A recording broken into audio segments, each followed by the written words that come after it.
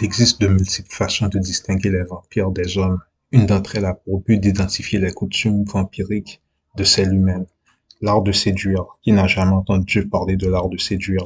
Le fait est que ces techniques de séduction ne sont pas humaines. Celles-ci sont les techniques que les vampires utilisent afin de séduire les hommes, la génération des hommes. La plupart des hommes ne sont pas des séducteurs naturels, du moins pas tels que portrayés par la société. Cela ne signifie pas que les hommes sont nuls. Mais suivez, vous comprendrez.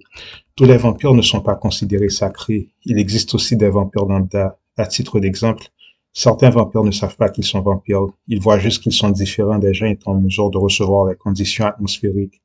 En fait, la plupart des vampires ne sont pas mis au courant du fait qu'ils le sont, ou qu'ils soient différents de la population indigène terrestre. Ils en font la remarque seuls. Ceux-là sont plus des hybrides entre extraterrestres ou vampires et humains. Quelle est la différence entre extraterrestres et vampires? Pas beaucoup.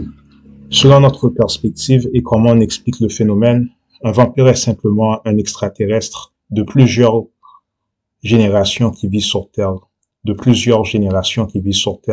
tandis qu'un extraterrestre est un être pouvant se trouver temporairement au niveau de la surface terrestre, mais qui ne vit pas au sein de celle-ci, tel le vampire. C'est tout. Et pourquoi cette définition? Si on prend en compte la fiction qui est correcte et la compréhension des gens concernant celui-ci, les vampires sont majoritairement des êtres non humains vivant sur Terre au sein de la surface terrestre principalement. D'où cette définition. Quoi de mieux que d'envahir une planète et qu'à la suite de nombreuses générations, ne rien dire à la génération des envahisseurs, afin que celle-ci croit aussi être native de la Terre. Cela ne serait-il pas plus facile d'envahir la planète? Le fait même que la progéniture des envahisseurs ne savent même pas qu'ils le sont. Correct. Alors comment les envahisseurs font afin de savoir qu'ils sont différents? De par le fait qu'ils sont mal à l'aise lorsqu'il s'agit de s'acclimater, réaliser des activités durant la journée. Je n'aurais pas pu savoir, ces problèmes ne se posent pas pour moi ou certains d'entre vous. Certains d'entre vous, car pas tout le monde qui regarde ces genres de messages sont humains. En fait, en 2021, j'ai eu un échange Instagram avec une personne voulant savoir comment devenir vampire. Maintenant, je me rends compte que la personne était déjà un hybride et qu'elle ferait semblant de ne rien savoir qu'au sujet de vampire. Donc oui, jusqu'à présent, certains de vos voisins, peut-être vous, sûrement certains d'entre vous, continuent à avoir du sang en secret. Voilà le secret pour les hommes. Vous avez probablement entendu parler de la mer de l'oubli. La mer de l'oubli, comme vous le savez, est le lavage de cerveau au moment de la naissance qui, à l'aide de différentes piqûres, nous font oublier notre passé, notre futur, nos vies passées et futures. Mais la mer de l'oubli fait aussi que lorsque vous avez 6, 7 ans, vous ne savez pas qu'il existe des envahisseurs sur Terre. C'est un pacte. Je ne connais pas la nature du pacte en question. Mais ceci fait que la vérité est occultée des gens ayant une âme au moment de leur naissance. L'autre vérité est que tous les vampires ne sont pas forcément puissants. La plupart des vampires sont hybrides ou mi-vampires. Les vampires ont différents degrés de perception. Les vampires les plus puissants sont en mesure de voir votre environnement éthérique.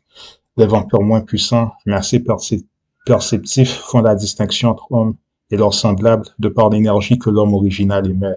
C'est assez facile de les reconnaître. Du moins, si vous êtes humain, vous le pouvez si vous faites les choses correctement. À un certain point, si vous disséminez votre force sexuelle, le chi et d'autres facteurs que vous connaissez, vous verrez des gens qui ne veulent pas, vous, qui ne peuvent pas ou évitent de vous regarder. Cela va plus loin qu'un simple regard. Cela pourrait correspondre à des personnes ne pouvant pas supporter votre fréquence. Mais écoutez, prêtez attention, ce n'est pas juste que la personne semble étrange en votre présence. C'est le fait que celle-ci semble être littéralement allergique à vous et à première vue. Généralement, cela, si vous faites vos choses correctement, ne peut vous regarder car vous avez une âme.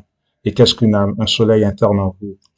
Donc, vous avez littéralement un champ électromagnétique en vous qui fait qu'il doit déguerpir peur de votre champ d'espace personnel. Si vous êtes aux environs, à titre de comparaison, dans les écrits, il est dit que les démons ne peuvent regarder les enfants saints de l'être suprême. Eh bien, c'est exactement pareil ici. Donc, c'est ainsi que vous savez que le sceau de vie est en vous. Oui, c'est exact, le sceau de vie. Voyez, ce ne sont pas que du blablabla. Dans les écrits, un sceau avait été inscrit sur Caïn. Ce sceau bien réel correspond à des séries d'éléments se trouvant au sein de votre champ de réseau électromagnétique qui empêchent des malfrats de toucher quelqu'un si cela est leur désir, ou encore une autre façon de parler des primes de mort. Donc les vampires et démons qui vivent 24 heures sur 24 dans votre quartier sont en mesure de voir cela. Comment font-ils afin de marcher sur Terre? Certains, voyez-vous, prennent en possession des biologies de personnes mortes, mais pourtant crues comme étant toujours en vie. D'autres encore sont des hybrides générationnels, c'est ce que nous appelons les undead, les esprits démoniaques qui de leur vivant faisaient des trucs louches bizarres car pas hommes. Au moment de leur mort, ils sont limités au bas monde astral. C'est exactement ce que nous vous disons pour ce qui est de l'expression l'apocalypse au sein d'un environnement calme et contrôlé. Les gens de vrai meurent réellement. Jusqu'au moment de leur mort, ils sont soit réanimés, c'est-à-dire la biologie, à l'aide d'un esprit étranger, différent de l'âme ou de la force originale occupant préalablement la biologie. Ceci signifie que certaines personnes sont mortes, mais possèdent toujours un certificat de vie par le biais d'un imposteur. Ce sont des trucs impossibles à voir à l'œil nu, extrait. Dans le livre des Jubilés, un ouvrage non canonique, mais combien vrai on apprend ceci. Et Mastema, le chef des souffles vains, dit, Créateur, laisse certains d'entre eux demeurer devant moi et qu'ils écoutent ma voix et fassent tout ce que je leur dirai, car si certains d'entre eux ne restent pas avec moi, je serai incapable d'exécuter le pouvoir de ma volonté sur les fils des hommes, car ceux-là sont pour la corruption et l'égarement devant mon jugement, car grande est la cruauté des fils des hommes. Et il dit que la 10e part d'entre eux demeure devant lui et que les 9 parts descendent de la place de condamnation. Et nous furent selon toutes ces paroles. Nous attachâmes tous ceux au souffle malin de la place de condamnation et nous laissâmes une 10e partie d'entre eux pour qu'ils soient soumis devant Satan, l'adversaire sur la terre. Ces 10% qui marchent au niveau de la surface terrestre et qui meurent par la suite correspond aux undead dont vous entendez parler. Définition étrange et compliquée, pas mort mais qui semble revenir à la vie de la mort. Une autre définition, réanimé à la suite de processus supernaturels, techniquement mort mais toujours en animation, en motion. Selon Wikipédia, les undead sont des êtres mythologiques, légendaires et fictifs qui sont morts mais qui agissent comme étant vivants. Ceci s'applique pour les momies, les vampires, les zombies et semble prendre en compte des caractéristiques incorporelles par rapport à celles corporelles. Et voyez, toutes ces confusions sont dues à la fausse définition de ce qu'est la mort au sein de la société. Dans la narration, il a dit, voilà une information choquante. Beaucoup de vrais gens se marient avec des gens, ont des enfants et vivent avec des programmes. Fin de citation. Dans la vidéo à propos de l'ésotérisme du mariage et divorce, nous avons dit ceci. Provenant de l'évangile des 12 saints, en aucun cas vous devrez organiser des mariages impurs où l'amour et la santé sont absents, ni vous corrompre, vous ou n'importe quel type de créature fait pur par le saint. La facette cachée est que ce qui détermine un mariage pur d'un étant impur est votre compatibilité pour ce qui est de votre fréquence de vibration et de résonance, accompagné de votre groupe sanguin avec le dit partenaire. Le mention de mariage pur et impur prouve dorénavant que bien que des gens se ressemblent sur Terre du point de vue de la configuration biologique, tout homme ou humanoïde en apparence n'est pas pareil, c'est-à-dire certains sont terrestres, indigènes, donc et d'autres encore extraterrestres, donc vampires. Pour le truc de vampire, du moins, qui ne peuvent s'approcher de vous, comme dit, c'est votre fréquence. Plus celle-ci est grande, plus c'est chaud pour eux, tant au sens propre qu'au sens figuré. Donc les gens des connaissances que vous connaissez qui vous regardent bizarrement ne font probablement pas partie de la même espèce que vous. Certaines fois, le truc du racisme d'ailleurs, outre le concept de race élue, est vraiment dû à la présence de deux espèces ou plus qui sont différentes les unes des autres. Le hic est que bien que vivant à domicile, l'espèce envahissante nous domine d'un taux de ratio de 80 à 70%. Nous sommes donc en minorité, bien que sur notre propre planète. Les mauvais comportements que certains gens semblent exhiber autour de vous par rapport à vous peuvent avoir pour cause cette raison.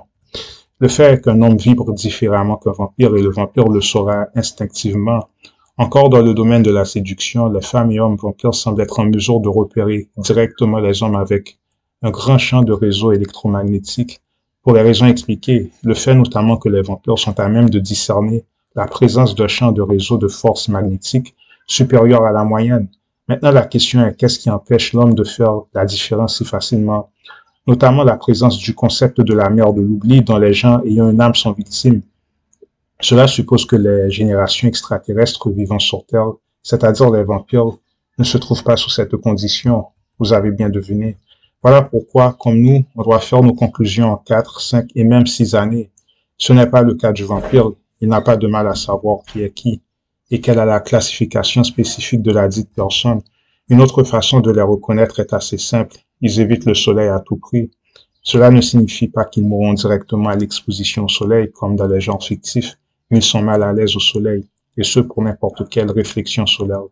Même celle matinale est assez faible, comme lors de lever et de coucher du soleil. L'autre problème est que des hommes à part entière commencent à exhiber ces mêmes réflexes et habitudes, et c'est là le grand trouble. Les vampires nous implantent leur style de vie, afin de mieux se cacher, infiltrer notre société.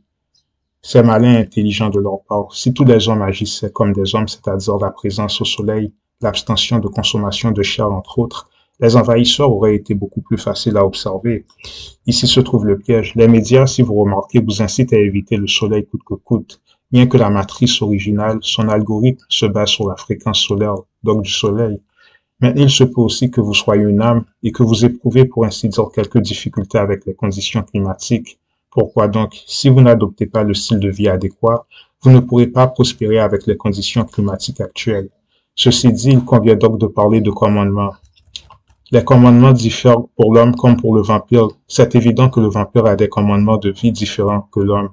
C'est assez simple. Plus votre régime alimentaire est toxique, moins vous avez de chances de prospérer sur Terre, si vous êtes vraiment une âme. On en vient donc à parler de régime alimentaire. Ceci dit, tous les vampires ne sont pas mauvais. En ce sens, certains vampires essaient de devenir humains. Voilà la situation des vampires, leur dilemme. Sans biologie, sans corps, sans réceptacle, ils sont limités au niveau des basses zones astrales et sont en quelque sorte déconnectés de la source. Ils ne peuvent donc avoir accès aux 96% de l'univers. Ils sont donc bloqués au sein de l'univers synthétique, ce qui est loin d'être le cas pour les originaux, c'est-à-dire les gens ayant une âme. Les lois donc, les vertus sont des lois qui protègent naturellement les hommes des vampires. Ces lois, lorsque respectées, augmentent naturellement votre fréquence et de ce fait, empêchent les vampires de s'approcher de vous. Et qui plus est avec la présence de la voile, qui empêche naturellement à l'homme d'être au courant de la vraie actualité terrestre. Cette voile vous empêche de voir la réalité faciès des vampires car nous sommes sous une supercherie holographique. Et je vais tout expliquer par la suite car il y a beaucoup à expliquer et certains d'entre vous le savent déjà. Le hic est que l'intégration de l'âme passe par l'intégration solaire car une âme est composée de feu, des éléments du soleil donc.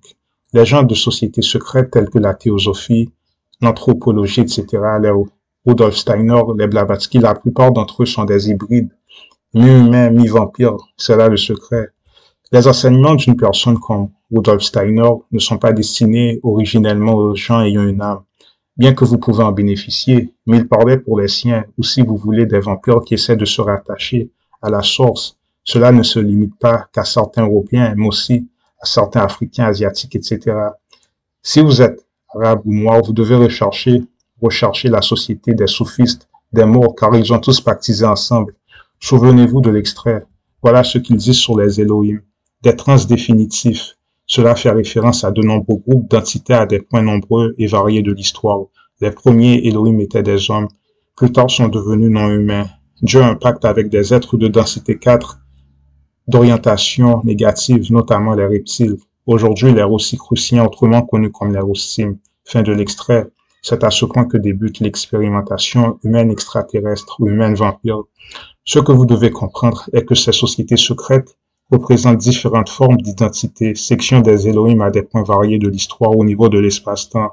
Par exemple, la société des morts est connectée avec Chronos, le père-temps, donc à Saturne. On avait donc dit que le conseil de Zindar, un conseil en densité 6 qui a lieu au niveau de ce que nous appelons les anneaux de Saturne. Ce sont eux, entre autres, qui ouvrent le portail galactique et qui laissent des êtres envahissants ou pouvant rentrer au sein de notre galaxie.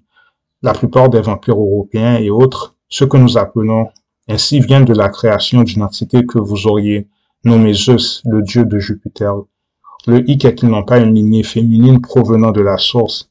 Mais il n'y a pas que des vampires européens, certains asiatiques, arabes, d'autres africains. À titre d'exemple, nous sommes mieux placés que les gens ayant une âme. Car si c'est le cas, vous pouvez sortir de l'univers synthétique, rejoindre les 96% de l'univers où se trouve le cas, le vide, le fin fond de l'univers, les endroits les plus sombres et mystérieux, d'un univers qui ne cesse de grandir, s'accroître. Nous avons comme mère la source. Eux, les autres, sont déconnectés de la source, car ils n'ont pas vraiment l'équivalent féminin. Ils sont issus au niveau organique du clonage. Afin de comprendre ce que je dis, vous devez interpréter la mythologie. Lorsque vous lisez l'histoire des déités grecques particulièrement, souvenez-vous que ces déités ont comme un problème de fertilité.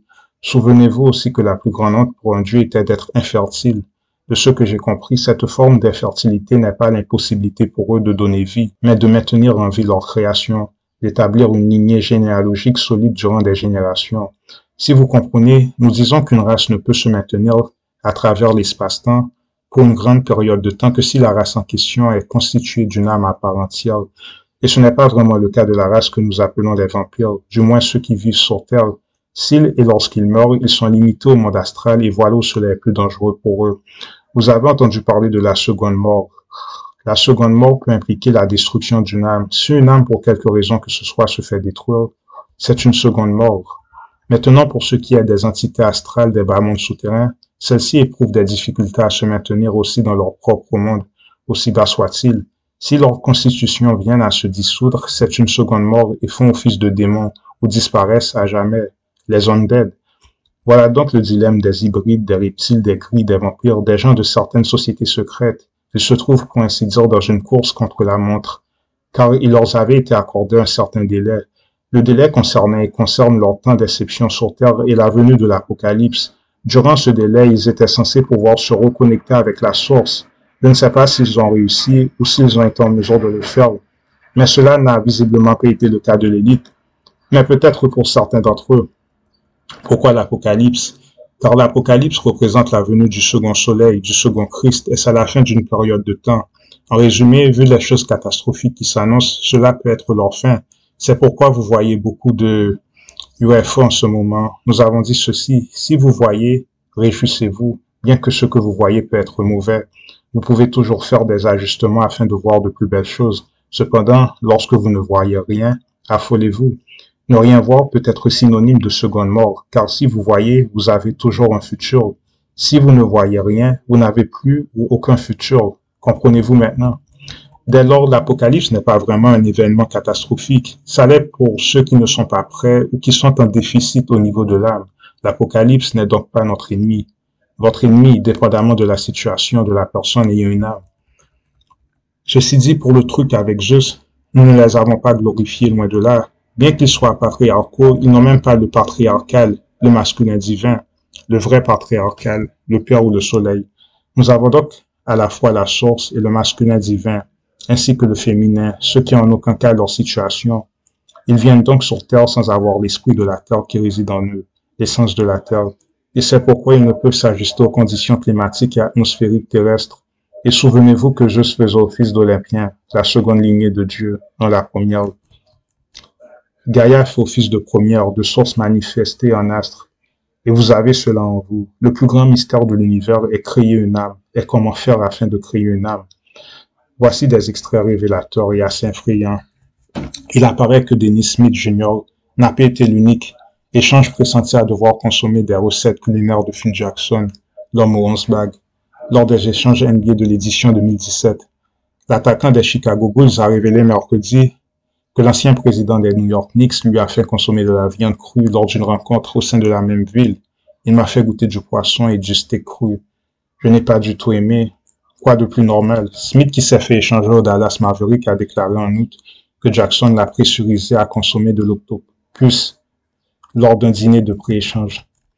Nous sommes allés au restaurant et ils m'ont fait consommer de l'octopus, une vraie tentacule d'octopus. Je n'allais aucunement essayer. Ils m'ont forcé à le faire. Markkanen dit être certain de la requête et de la motivation de Jackson. Peut-être essayait-il de voir quelque chose en moi. Peut-être aussi essayait-il de voir si leurs gènes étaient compatibles. Ici, il faut être astucieux. L'article sous-entend que tout le monde qui était réticent à cette forme de consommation particulière, puisque c'est cela même, ils sont tous partis jouer pour notre équipe. C'est encore plus révélateur lorsqu'il est précisé que ces pratiques d'application culinaire ont pour ainsi dire précédé les pré-échanges de transfert. C'est exactement comme si je vous disais qu'avant d'avoir l'autorisation d'entrer au sein de la terre interne, le monde souterrain, vous devez consommer de la chair crue et probablement humaine. Et devinez quoi, c'est exactement ce qui a lieu. Extrait. Alors que certains mythes vampiriques suggèrent qu'ils sont pâles dus à un manque de sang ou de l'effet de pourriture, je ne suis pas totalement certain que les vampires perdent toute pigmentation au sein de leur biologie. Même les hommes les plus pâles ont toujours des couleurs émanant de leur corps. même en devenant vampires, les vampires de loup blanc, la mascarade, considèrent que le traditionnel vampire occidental diffère du vampire chinois, africain, arabique et indien.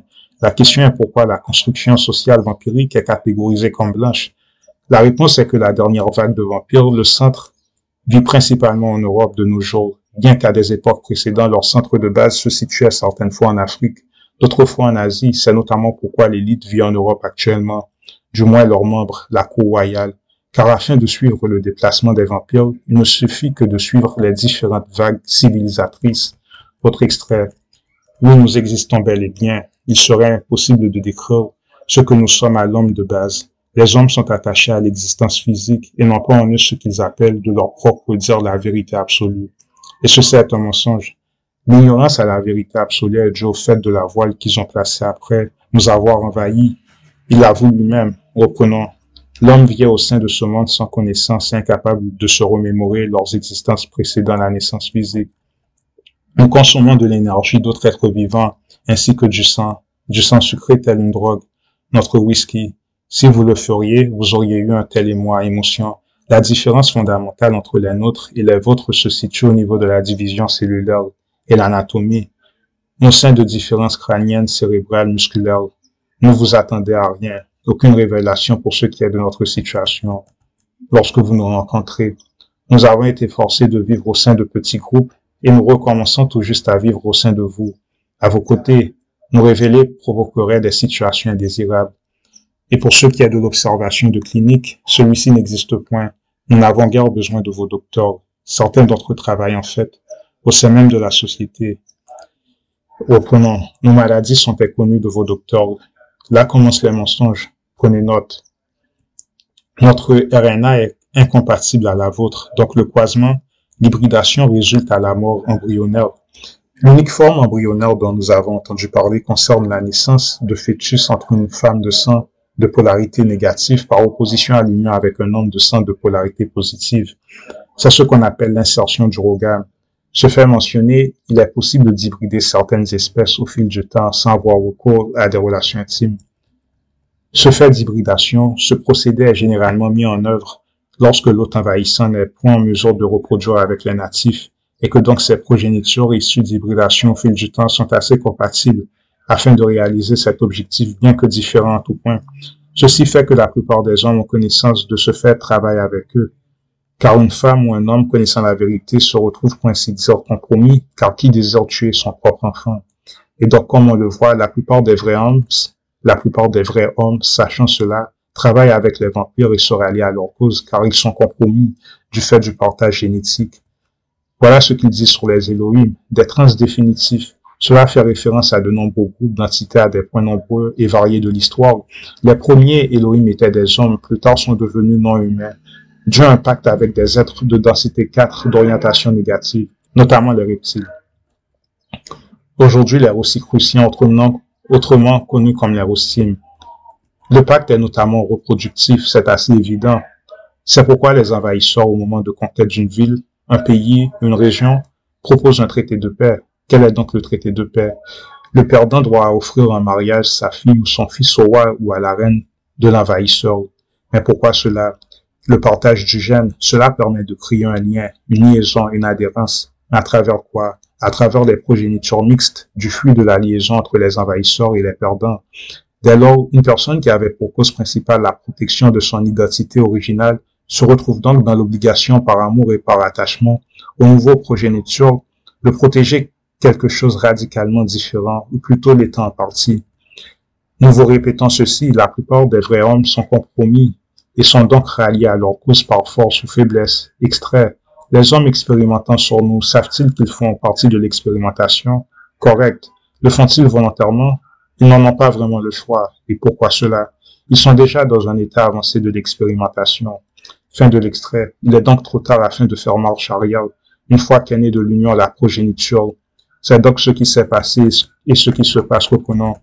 Nous sommes comme vous, mais un peu différents, telle une évolution parallèle. Nous ne tuons pas comme vous le faites sans permission. Fin de l'extrait. Cette permission est déduite de votre champ de réseau électromagnétique. Pour un homme à part entière, il n'existe que deux façons de connaître et connaître l'existence des vampires. Soit vous avez reproduit avec eux à votre insu, et vous avez noté des troubles bizarres au sein de votre enfant par la suite. Soit comme nous et d'autres, vous avez reçu une intervention divine d'entités non humaines, vivant sur Terre qui ont essayé de se faire votre peau, Le fait est que l'homme original, ce voile doit être protégé par la loi humaine. Avec cela, il sera protégé sans pour autant savoir que de telles horreurs existent. Maintenant, vous direz qu'il n'y a pas assez de bons hommes et femmes. C'est logique. Si personne ne suit la loi, les vertus, il ne peut y avoir de bonnes femmes et de bons hommes. Quelle est la loi humaine? En fait, dans les premières pages de vos Torah, Coran, la Bible, le premier ordre ou commandement, je vous ai donné comme fin de consommation toute herbe, fruits et grains, poussant de la terre. Le premier commandement n'est pas un commandement de nature sexuelle, mais alimentaire. Donc, d'où vient l'allergie au gluten? L'allergie au gluten vient du fait que certains hommes ou hybrides sont contaminés de gènes vampiriques. Les autres commandements sont ne faites point de relations intimes, là où la santé et la prospérité n'existent point. L'autre conseil en proverbe est qu'il est préférable de prendre comme femme celle de sa jeunesse.